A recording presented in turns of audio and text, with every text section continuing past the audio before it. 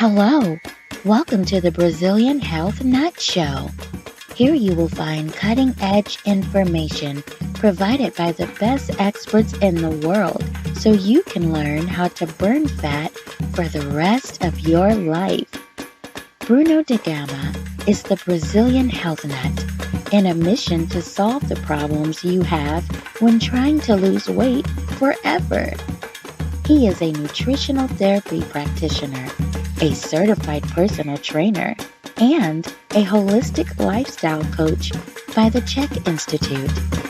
Don't forget to say hello and sign up to our free newsletter at www.brazilianhealthnut.com.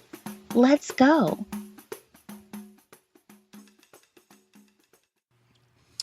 All right. Thank you so much for being here with me today, Alex. I super appreciate the time. Can you tell a little bit about your story, man? Like, how did you go from little Alex until now creating your own podcast, like Soul Feed? Talk a little about it. From little Alex to big Alex. Yeah, kind of like that. I love little Alex. That's so funny. I don't think I've ever been called little Alex before. I'm Brazil, 6'3", man. You know that. I'm not little by any means. I think I have a complex about that though, because I've always been called skinny my whole life, and for some reason it always pissed me off. I don't know why. So, anyways, how did I go from little Alex to big Alex? Well, I guess you want to know how I got into what I'm doing now. Is that right? Yes, like you have your podcast now, Soul Feed, doing a lot of nice interviews. So, just a little introduction about what you do and how do you get there. Yeah, so I've created the Live Light coaching practice where I really help people connect to their purpose and, create a life they want the way they want, because so many of us are living our lives, but we're not living our light, that thing that really lights us up. And so that's what I'm really interested in doing with people and helping people get there. And so, yeah, like you said, I have this podcast called Soul Feed that's been new and noteworthy on iTunes and remains in the top self-help charts. And we've interviewed people like Deepak and Gabby Bernstein and Marianne Williamson and all these great people who I'm sure you'll be interviewing soon, who are, just killing it. And I've just learned so much about why, we can't make change, why we stay stuck, why we have to keep doing things over and over again until finally we reach that moment where we're like, I have to change and it has to be now. And I personally had a moment like that in my own life where, as you know, Bruno, I was diagnosed with cancer my senior year of college. And it was really crazy because at the time I was studying at the University of Michigan, which is like the best school for musical theater. Mm-hmm. And musical theater is not, studying musical instruments. It's studying to basically become a Broadway performer. And so, we had 800 kids audition. They take about 10 boys and 10 girls every year. So it was crazy competitive. And, for 4 years, we're being groomed for this Broadway vision. And not only did I get diagnosed with cancer, but I lost my singing voice completely. Wow. So I sounded like this for a good 2 years. Yeah. And, they told me I had a 15 to 30% chance to survive. They told me I might never sing again. And in that moment is really where my transformation began and where I realized that if I wanted to change, I had to change a lot of my inner world first. And that's when I started kind of waking up and realizing that I wanted to help people in a different way. And so I did survive, thank God, and my voice came back, and I still sing my way to the top, whatever I need to do to get there and help other people, yes. Live their life, because we only have one life, or, unless you believe in reincarnation, and that's cool. But still, you might as well make this one worth it too. Definitely, yeah. So when people ask, what do you do? So do you call yourself a life coach, a motivational speaker? How do you start this conversation? Because, people here are listening to us and they are a lot interested in losing weight. And they might be asking, like, what is this guy doing here? How can you help? And what do you do when people ask? Yeah, that's a great question. So I do kind of brand myself as a life coach. But being a life coach is interesting because you sort of have to know a lot of different things, right? So for a long time, I was a personal trainer, but realizing that a lot of the work I was doing with my clients, it wasn't really about the exercise or the nutrition or anything like that. I realized that it was really kind of more about their mindset. Yes. Like what was going on in their minds? Like, why did they even need me to begin with? Or why couldn't they like keep off the weight or just stick to a routine? Because Bruno, I'm sure being a health coach and being all this other stuff, like at the end of the day, it's kind of simple, right? It's like exercise and watch what you eat, right? It's kind of simple, Pretty right? much simple, yeah. But it's not. It's simple, but is it easy? No. And so I found myself getting frustrated because I saw and was working with all these people, and I realized it was much deeper than that. It was much deeper than just exercising or eating right? Because we all know that. We know that in our heads. Mm-hmm. So then why aren't we doing it? Yeah. So that's really where I help people in any area of their life, whatever it is. So let's say it's losing weight. Okay, we'll help you get there. Or, if it's someone who wants to build their business, but they just feel stuck, I'll help them there. I help people get unstuck. And I have strategies and tools to help people do that just on a kind of psychological level, but also on a practical, tactical steps. Like this is how you go from point A to point B if you're doing this kind of thing. And at the same time, let's bust through these blocks that are keeping you from even starting. Yes, exactly. That's why I wanted to bring you here today to talk about a lot of mindset and all these psychological things, right? But before we dig deep into that, I would like to go back to the cancer story. We never talked. I know you for around probably 2 to 3 years. We never really had that deeper conversation about that. Can you tell a little bit about what has changed since you beat cancer and how do you see the world nowadays? Yeah, well, I love that you said, how do you see the world nowadays? Because I think if people understand that the way you look at the world is the way you see the world, then things can really start changing in your life. And so what do I mean by that? Well, your perception of anything is always going to inform your reality. Does that make sense? Yes. So, obviously we hear about, positive thinking and positive affirmations and all that stuff. And that's great, but you can say positive affirmations and think positively all you want. But if you don't feel it and you don't actually see it that way, then your reality isn't going to change. And so for me, my whole illness and my diagnosis was a pattern interrupt. It literally changed the way I look at the world. It changed it in an instant. Because suddenly all the things I was worried about, and there were a lot of things I was worried about. All I was worried about was, getting on Broadway and being the star of the show. And it was all about me, me, me. Have you ever seen Beauty and the Beast, Bruno? No, maybe. I don't know. They changed the names here in Brazil, so I might have seen it, but you got to show me later. Okay, well, the main character is Gaston. And I'm sure you're, one of the main characters. And he's like this egocentric guy. And, his big musical moment is this song, and he just sings this one word over and over again. He just goes, me! He just sings about himself the entire time. Uh-huh. You've been dreaming, just one dream, to marry me, basically, Belle, Yes. And that was kind of my life. Like, all I cared about was me. All I cared about was me, me, me, me, me. Mm. And so when that diagnosis came, it made me realize, holy crap, I've been focused on all the wrong things my entire life, me, instead of how my gifts and my talents can actually serve others and help others. It's like, that's what we're here to do, Yes. And then also, though, mainly it made me realize how precious life is itself.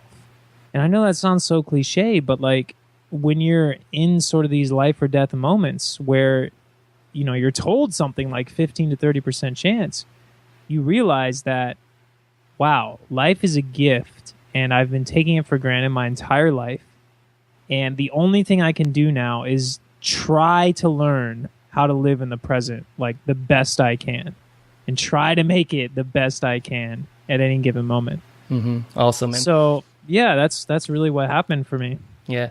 That's the name of this podcast. Probably gonna be like, if Alex beat cancer, you can lose weight, something like that along these lines. Because it's just about contrast. We have these problems like losing weight. Okay, it's a big problem for a lot of people, but if you put into perspective, you change that and make it easy, and then you start to see, okay, that's not really a big problem. I can do it, right? It goes back to the mindset thing. Yeah, because it all starts there. For instance, I could have looked at that illness as being the worst thing that's ever happened to me, and it ruined my life, it ruined my singing career. Or I could look at it as like the best thing that ever happened to me, that like opened my eyes and taught me what I really was meant to do here on this earth. And, back to the whole exercise thing, right? When I was sick, I was in the gym more than I was when I wasn't sick.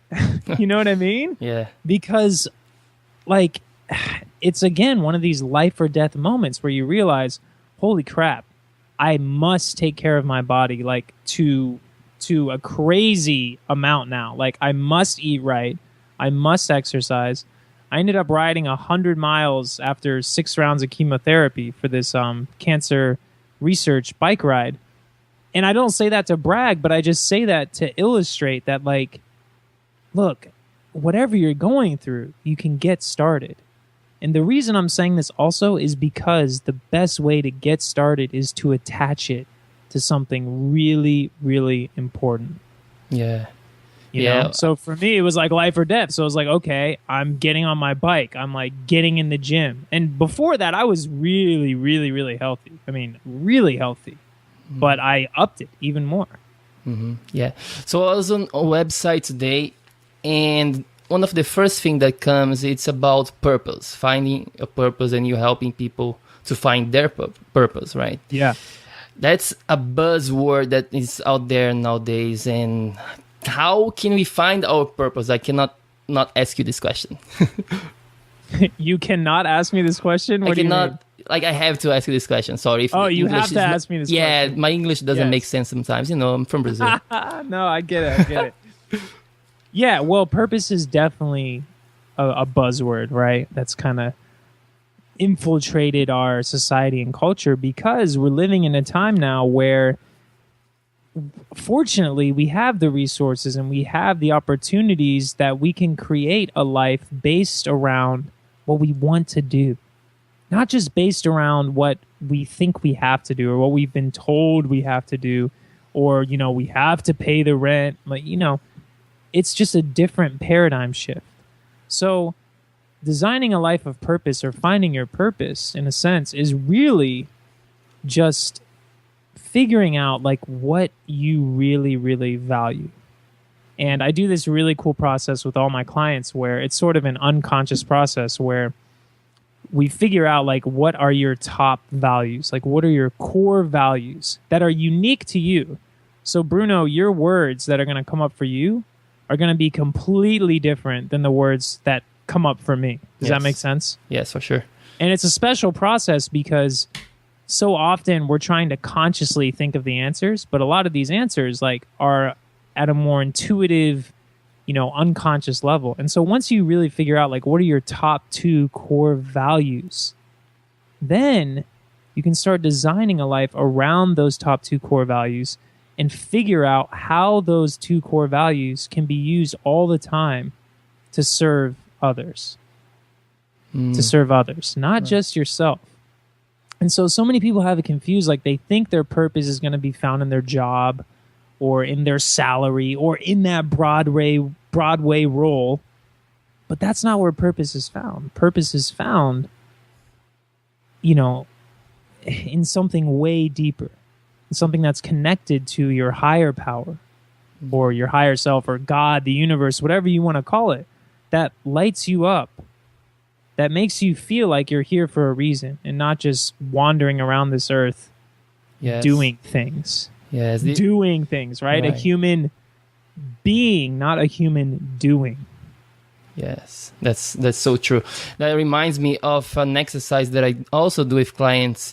It's about finding their why. So I have these 51 reasons, so that I give my own examples, the 51 reasons why I want to be healthy. So I make them write their own 51 reasons. So for example, I want to be healthy because I want to see my grandkids grow. I want to be healthy because I want to play tennis until I am 80 years old. Along those big things that you really want to, like you just said, it has to be bigger than yourself, right? And it's totally amazing to see, because that's when they start to realize that losing weight is not just about exercise and nutrition. I mean, we start there, but if you don't have your mindset right, that's not going to happen, and that's not going to last most of all, right? So yeah, it's never about that. Yeah. It's never about that. Yeah. Can you talk? See, that's the thing. It's like, if we just scratch the surface, then it seems like it's about that. And that's why people they can't make it stick, because it's not connected to like seeing your children grow up, or like being able to play with your grandchildren. Like that's a why that's worth fighting for, that's worth getting in the gym, or that's worth eating right. Hey guys, what's up? BRUNO GAMA here, Brazilian Health Nut, and let's take a little break from the show because I would like to offer you something. If you go to my website, www.brazilianhealthnut.com, and click on the page Burn Fat Forever, you can go ahead and claim your free consultation with me right now, okay? Or you can just send me an email at brazilianhealthnut@gmail.com. So you can start to lose weight and feel healthier right now, okay? So go ahead and claim your free consultation with me, and remember that spots are limited, okay? Now let's get back to the show. How do you see the word spirituality in your own life and just in society as a whole? Separating from religion or together with a religion, how do you see that in terms of your health and your life as a whole? Well, so you're wondering how I see life in connected to health and like spirituality, that kind of thing? Yeah, that kind of thing. Well, I mean, I personally think that your body is a temple. It's a holy temple, if you want to think of it like that. I mean, that's in kind of biblical speaking or biblical terms. I'm personally a Christian, but I also believe that every religion is basically saying the same thing. Mm-hmm. To love and to love others. And so to love yourself and love others, well, that implies loving yourself means you should take care of yourself. You know what I mean? Like, yes, taking care of yourself first, right? Yeah, always. I mean, if you don't have your well-being, you don't have anything. Like if your body's not functioning properly, if your mind isn't working properly, like if you're not functioning on like all cylinders firing, then you don't know the potential of your own birth, of your own life. And like, man, so yeah, it's really important to me because, I mean, your body's a temple. It is the temple that your soul resides in. Mm-hmm. Yeah. And so if your temple's all like falling apart and cracks in the walls and, rain coming through the ceiling, then it's not going to be a very fun place to live. Mm-hmm. Yeah, that makes sense, man. So we've talked a little bit about mindset and purpose. Let's get into something more practical now. I would like to talk about goals, right? Everybody, especially now, it's the end of the year is coming. At least when you're doing this interview, I don't know when it's going to be launched. Anyway, so proper way to set goals. How do you differentiate between vision and a goal? Do you see the difference, or how do you handle this for yourself and clients? Yeah, so having a vision is really, really important. And that's sort of like, again, that's sort of your why that's connected to your purpose. It's a much more macro vision for yourself. But then where most people get stuck is, well, two things. One, they either don't have a vision. So they don't have a vision that's compelling enough to actually drive them to make goals. Or two, they just stop at the vision. right? So they have this great vision, but then they don't know how to chunk it down. So what does that mean, chunk it down? That means breaking that vision into smaller parts, into tangible, actionable steps that you can take right now. So, for instance, from the vision of my life, right? It's like, I want to be a New York Times bestselling author. I want to reach more people on my podcast. I want to be speaking around the country more. Okay, that's really overwhelming if I just think about those things, right? Yes. But today, when I woke up, I finished my query letter to agents, which means that I'm ready to start reaching out to agents for my book because my book proposal's done, because I've worked with writing coach. You know, it's like all these little things that are leading to the New York Times bestselling author, which, hey, if that happens, great. If it doesn't, great. But the point is, my vision is so big that even if I fall short from that, I'm still going to like be pretty happy with the results. You know what I mean? Okay, so that's the vision. It has to be big and has to motivate you on a deeper level and super like, oh, you don't, there is no limit. However, goals. Now let's talk about specifically about goals. Right, and that's what I was saying. Once you have that vision, you got to chunk it down. Right? So as in, you have to have tangible things that you're working on every single day that are leading to the big vision. So it's sort of like once you've established your vision, let it go. Let it be. Because also, you don't know how it's going to manifest. You don't know how it's going to happen. So don't be completely tied to your own expectations of how it's going to happen. But at the same time, you have to be working towards it, right? Because you can't just sit around and like, oh, okay, it'll come in. So what I like to do every day is I like to start my day on the left side of a paper. I'll write like what my big vision is. So for me, I kind of have a phrase, and it's to spread light through mass media. I'll put that on like the left side of my paper. Then on the right side of my paper, I'll just kind of write down all the goals I have for that day. And that's really important, for the day. Not for the week, not for the year, for the day. Like, what am I doing today? Okay? Okay. And then I look at those and I say, okay, are these aligning with to spread light through mass media? If yes, then I'm doing it right now. If no, then I don't need to do it right this second. Does that make sense? Yes. And then I try to tackle my most important task for that day right away. Like right when the day starts, right when I'm done, meditating and exercising and focusing my mind. That's the first thing I want to do, because your brain only has so many neurochemicals. It only has so much willpower available in a day. It's like a battery, and it starts to drain as the day goes on. So I want to spend the most of my energy on the most important thing. So that's one way of many, many, many ways to kind of think about goals and approach them. Yeah, it makes sense. I do the same with clients, the same thing. You want to lose weight? Cool. That's the vision. Let's visualize you being smaller and losing weight and being on the body of your dream body. However, the goal is today. What can you do today? Let's just focus on drinking some water maybe, or getting some more vegetables today. So really small wins, and then the vision is going to come naturally, right? Yeah, because I don't care what your 10-year goal is. I care what your 10-minute action step is. Like, what's your next 10-minute action step? Not what's your next 10-year goal,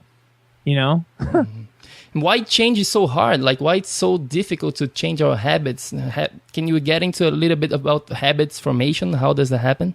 Absolutely. And this is my favorite topic because Awesome. It is so hard, and people beat themselves up, but they don't even really know what's going on in their mind. So it's like they're punishing themselves, but they aren't even aware that this is why it's happening. So I mean, I could go on about this for hours, but I'll just make it kind of as short as I can. Perfect.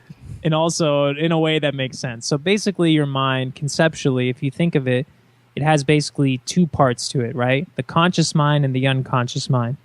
So the unconscious mind, what's that? Oh, that sounds kind of scary. Well, the unconscious mind, are you, Bruno, right now responsible for beating your heart? Mm-hmm. Yes. Are you Are you consciously thinking about beating your heart and controlling the way the blood flows through your body, No, or not at all, man. I'm just how your thinking about what I'm breathing going to be works. asking you. Yeah, right? You're just unconsciously doing that, right? Yeah. Have you ever driven home and, 30 minutes later you're like, oh, wow, I'm home. I don't even know how I got there. Yeah. Yeah, that's Yeah. just an unconscious pattern, right? You just unconsciously know how to drive now, so you can listen to music or get lost in a trance, and pretty soon you're home and you had no idea how you got home. Now, Yeah. consciously, though, you're asking me these questions, while unconsciously, all these things are happening in the background. Does that make sense? Yes, and sorry to interrupt you, but this reminds me of a conversation we had when I first moved to San Diego. So when I first moved to San Diego, I had to drive all the time. And before that, I never drove in my life. So I was just conscious about driving, right? I was just focused on everything, on my hands, and on the road, on everything. Everything for me was new. So I was pretty conscious about that. However, after like 1 month and a half, I started to enjoy, and I kind of like went back to unconscious driving that never happened before, but I could listen to a podcast while driving. Yes. Where before I could not do that. I was always stressed out and just focused on being right there and conscious about those things. Yes. Okay, so let me tell you what was happening, and you may know this already, but if we think about it in terms of the brain, like what's happening in the brain. So when you're first driving like that, right, you said you were really conscious about it, blah, blah, blah, blah, blah. Well, you're basically making new pathways in your brain. So, nerves that fire together, wire together. So what does that mean? Well, again, when you're developing these new skills like driving or whatever, you have all these nerves like firing all the time. And they start to wire together. They start to make new pathways in your brain, like a new highway, right? Mm-hmm. So eventually that highway gets so wired together and so clear that you don't need to think about it anymore. That pathway is clear, that pathway is set, that highway is good to drive on, right? You don't have to think about it so much anymore. Well, that's how habits work. That's how all these things that are supposedly sabotaging us is working.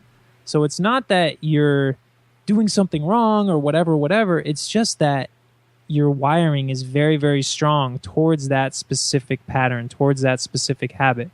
So just like anything else, anything you're doing that you don't want to be doing, it's just because you've been doing it so long that your brain is so wired to keep doing it that it doesn't even know how to stop doing it. Right. Does that make sense? Yep. Yeah, it makes sense. I remember also when I was starting with my health journey and learning about all those things and nutrition, and especially nutrition. And I was like, man, it's going to be hard to stop eating bread. And that's something that I didn't want to do it, but I was doing since I was little, especially in Brazil. Right. We eat bread like every day. Breakfast is bread, snack in the afternoon is bread. So that was part of who I was. And I had this in my mind, it's going to be hard. And once I forgot about it, it kind of like just after, I don't know, like 2 to 3 months, I didn't even realize anymore that I was not craving bread anymore. And then out of nowhere, I just did not eat bread anymore. It kind of became part of who I was. Exactly. So that bread was really wired into you. And in fact, this is a perfect example because when I was diagnosed, I wanted to give up gluten completely because I knew what it was doing. I knew that it was inflaming my body. I knew that cancer likes to feed on inflammation. Yes. So how does change happen? Well, you have to interrupt the pattern somehow. So like this pattern you're talking about, or like any pattern that anyone has, you have to interrupt it and then replace it with something else. So for me, my pattern interrupt was cancer, like that's a huge freaking pattern interrupt to shake me out of like what I was just naturally doing, which was, eating bread and drinking soda and all this other stuff, even though I was very healthy and working out, but it was a big pattern interrupt. And so I had to replace it with something new, like vegetables, like greens, like all this other stuff. And if your pattern interrupt is strong enough, that's connected to a strong enough why, then replacing it with something new isn't as difficult. And once you replace it with something new over and over and over again, you're essentially killing off the neurons that were supporting the other pattern and building new neurons to support the new pattern. So now when I eat bread, and I'm sure you probably experience this too, it doesn't taste good. Yeah. It tastes horrible. Whereas before, it's like, that's all I wanted to taste. So epigenetically, and this is a whole science of how your genes change based on your, thoughts, based on your interaction with the world, based on how you look at the world. Literally, your genes are changing all the time. Yeah. So when you're able to build those new pathways, those new neurons, your genes literally change with the change. So all of a sudden, things taste differently. Things look different. Your body starts changing. Yeah, that's so true, man. Thank you so much for that. Changing subjects a little bit. You've been interviewing a lot of amazing people on your podcast. I have a little list here. 3 people: Deepak Chopra, Marianne Williamson, Gretchen Rubin. Give a little bit about what have you been learning from all those amazing people. Well, everything I just said. Okay. What else? No, but I mean, more. I learned a lot of that through my training with Tony Robbins too, as a life coach. Oh, cool. But the thing I've taken away the most from all these people is that there is no one way. Does that make sense? Yes, and I had this conversation with you, and I asked you the same question, but privately. So now I want you to share with everybody, because I thought it was amazing, the conversation we had, and I still remember exactly the day. Was cool, because, I find that so many of us, and me myself, even starting this podcast, it's like, I want the answer. I want the, truth of life. I want the meaning, the way to enlightenment, the path. And you know what's so amazing? Is that all these brilliant people are basically saying the same thing, but have different answers. So I started to realize this is their answer. This is how they experience a higher power or their higher self, or this is how they have conceptualized what it means to them to be free or to live a life they love. But that doesn't mean that that's the only way. And the problem with thinking like that is that you then lose your power, because you're then looking for all the answers in someone else. Yeah. And forgetting that the answer is in you, and forgetting that those people are just saying what their experience is. I'm just saying what my experience is. And if it resonates with you, great. And there's tools and tactics and tips you can take from all of these people. But at the end of the day, that's not what it is. You know what I mean? At the end of the day, it's like you have to find the answers for yourself. Yeah. Yeah, that's so true, man. That's awesome. We could go on with this conversation for a little longer, but I want to get into something very specific here with you today. Meditation. Nutrition is super important, exercise is super important, but I see a lot of people on trying to lose weight, they are super stressed out. So cortisol, a hormone, gets higher, and then people cannot lose weight no matter what they're eating, no matter what they are exercising, right? And I found to myself and with everybody that I talk to, meditation is a great way to decrease this amount of cortisol in our body.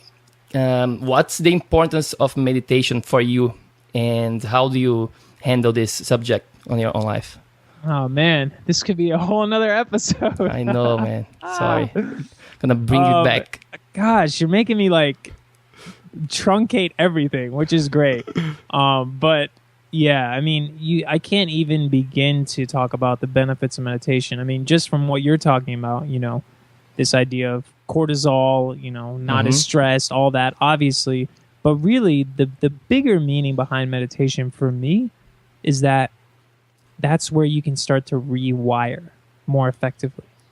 So remember, we were talking about unconscious, conscious, these patterns that are coming up, blah, blah, blah. Well, when you're in an unconscious state, you're super, super relaxed. You're hardly even aware of yourself. have you ever, like right before you go to bed, you're like half asleep, half awake, Yeah. right? That's sort of that unconscious part of your mind where you can actually kind of talk to it. You can give it directives, stuff like that. And in meditation, it's when you're reaching that part of you that isn't conscious, that's deeper, that's more powerful, that's connected to something bigger, universal consciousness, whatever you want to call it. But it's almost like you're losing your sense of self. Now, why is that important? Because we've ingrained all these, self-limiting things, or perhaps great things too, but we've ingrained all these concepts of who we are.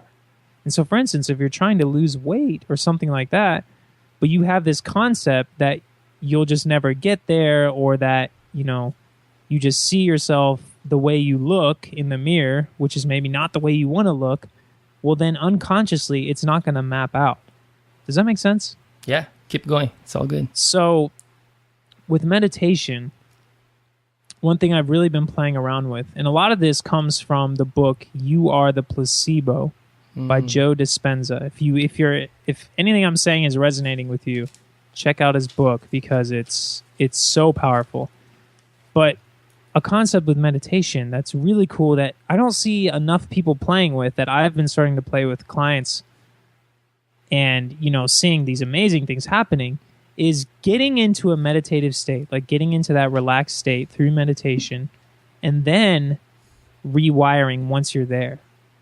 So the difference is, instead of like consciously thinking all the time, like, right when you wake up, okay, today I'm going to like do this, today I'm going to set my goals and get there, and today I'm going to have a powerful day. It's like, instead, meditating, getting into a really relaxed state, and then being what you want to be, as in like feeling how you want your day to go, feeling how you want to see life, like seeing it, feeling it, and it becoming you, because that's going to rewire you. Does that make sense? Cool. Yeah, that does. Because your brain doesn't know the difference between what you imagine and what is real. So if you can feel it in your body, then your brain will just naturally start to think, oh, this is who you are. Oh, this is who I am. Okay. And then it will start behaving differently. Cool. Awesome. I want to do something different today that we've never done here on the podcast. I want to do a practical exercise, and especially meditation. Do you think we can do something around 5 to 10 minutes of meditation? And I'm going to be doing here with you, and then people can do on their own when they listen to this as well. Yeah, we can definitely do that. I would say, though, that it will not be effective in 5 minutes, or it will not be as effective in 5 minutes. So ideally, you want to have a process kind of right when you wake up or right when you go to bed that's at least 20 minutes. And I know that sounds like, oh my God, such a long time. But, it's either that or, take some medications for your whole life type of thing to deal with your stress. You know what I mean? Like, it's just like, it's a no-brainer to me, obviously. Cool. But my point in saying that is, if you guys want a longer version of this, like a 24-minute version of this, if your listeners want that, they can just email me at livelightcoaching@gmail.com, and I'll send them a longer version of this. Cool. Thanks, man. But yeah, well, let's just see what happens. So right. Let's do it. The first part is to just obviously, first I just want to relax your mind. So I want to get you in a place where you can just start to relax. Because we've been talking a lot about the power of meditation and the power of your mindset and all these crazy things that you might want to do and these big visions and whys and all that. But first, you need to learn to relax. So I suggest, if you'd like to relax now, to maybe just place your hands on your thighs with your palms facing up and your feet about shoulder width apart. And I'm just going to have you do something really simple, and that's to just say a word over and over again in your mind. And that word for now will be Inga. Now, this is a word that comes from Vedic transcript, Sanskrit, but you don't have to worry about what the word means because it doesn't matter right now. As you start to relax more and more, all I want you to do is say the word Inga. We'll do this for about 2 to 3 minutes, just to get your mind off of the day, off of the busyness, the craziness, so that your mind can just drop away. So just start saying Inga. Inga. To yourself in your head, Inga. You may hear other thoughts, and that's okay. Just come back to the word Inga. Inga. And I'll lightly hum a tune just to give you a little background noise, but you can just keep saying the word Inga. Oh, oh, mm, mm, mm, mm, mm, mm.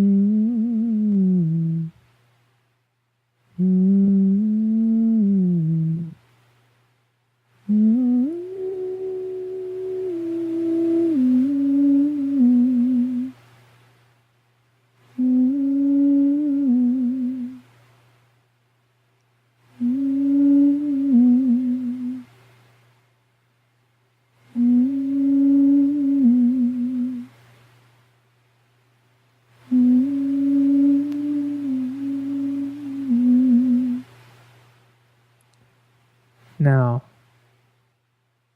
I want you to imagine a limiting belief or thought that you would like to change. And once you have that thought, I'm wondering, would it be okay to let that go for now? Would it be okay to change that limiting belief and release it? Let go of it and turn it into something new. If that's okay, then let's do that now. Let's release that thought, and instead, now, I want you to think and feel what you would rather experience. How would life be without this limiting thought? Without this belief that somehow came into your life? It doesn't matter how it came, it doesn't matter where it came from. How would it be without it? What would you say to yourself if this belief wasn't there anymore? Because you've already released it. So now, what are you thinking? How do you want to feel in this moment, in the future? What do you want to see? What do you want to bring into your life? Come on, feel it. Really feel it. Your mind is one of the most powerful tools that has ever existed. And if you can feel what you want to feel in your life now, I mean, really feel it. Really go there. Call it up. Bring it up. Don't wait. Bring it up. Make it stronger. Make it more intense. Feel it. See new. What are you seeing in your life from this state, from this feeling? What do you want to see? Who do you want to become? I want you to really see it. Just imagine yourself living the kind of life that you know you're meant to live. Really feel into it. Feel into it now. Now is the only time you have. And once you've really, really, really felt it, and you feel that your energy has shifted into something new, into something bigger, into something greater, then I want you to just release it. Release it back to your higher power, to your higher self that already knows how to make this real because you've already felt it just then, didn't you? and only when you're ready to come back and live that vision and that feeling that you just felt, will you open your eyes.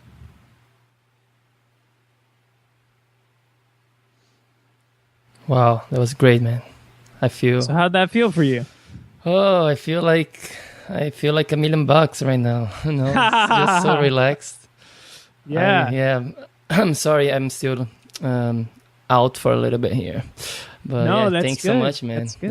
That was very cool. I think it's gonna be awesome for people to do that, especially look, if they can do that when they can sit down. You know, not on a driving situation. Yeah, for if you're sure. driving, I hope you didn't do that. Please don't.